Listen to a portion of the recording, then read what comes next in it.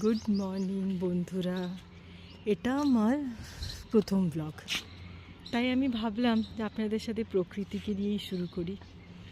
দেখুন কি সুন্দর পরিবেশ, আর এটা হচ্ছে আমার ছোট্ট একটা বাগান, যার মধ্যে অপরাজিতা ফুল কত ফুটেছে। দেখুন কি সুন্দর লাগছে না দেখতে। দেখুন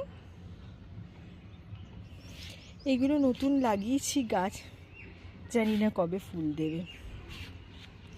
প্রকৃতি একটা এমন জিনিস, যতই কষ্টে থাকি না কেন একটু দেখলেই যেন মনটা ভালো হয়ে যায়। ওই দূরে পাহাড়, আমাদের দলমা পাহাড়, পরিষ্কার পুকুরটা দেখুন কি ভালো লাগছে দেখতে,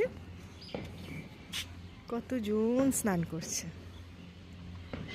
পুকুরটা না খুব সুন্দর করে বানাচ্ছে, এই যে দেখছেন পাথরগুলো ফেলেছে, এগুলো পুরো পুকুরের পাড়ে পাড়ে দিয়ে দিয়ে সুন্দর করছে পুকুর পাড়টা।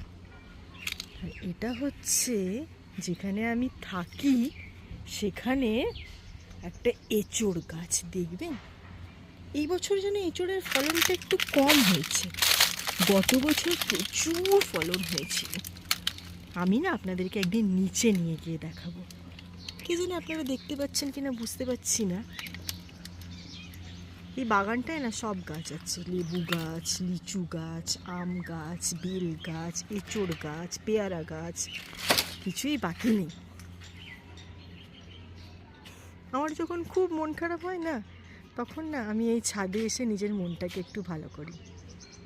কি ভালো লাগছে না দেখতে, খুব শান্তি লাগে জানেন। এখানকার পরিবেশটাও খুব শান্ত, যে যার নিজের নিজের, কারোর সাথে কোনো কিছু নেই। আকাশ দেখুন, আজকে সূর্য মামা একদম নিজের প্রখরতা সুন্দরভাবে আমাদেরকে দিচ্ছে।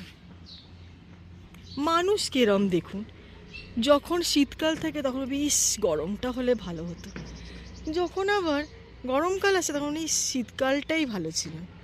মানুষ না কিছুতেই স্যাটিসফাই নয়।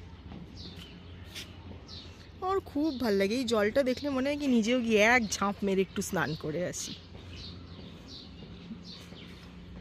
এটা আমার প্রথম ব্লগ, শুরু করেছি ছোট্ট করে, অনেক ঝড় ঝাপটা পের করে আবার নতুন করে নিজেকে একটুখানি দাঁড় করাবার চেষ্টা করছি। পারেন যদি পাশে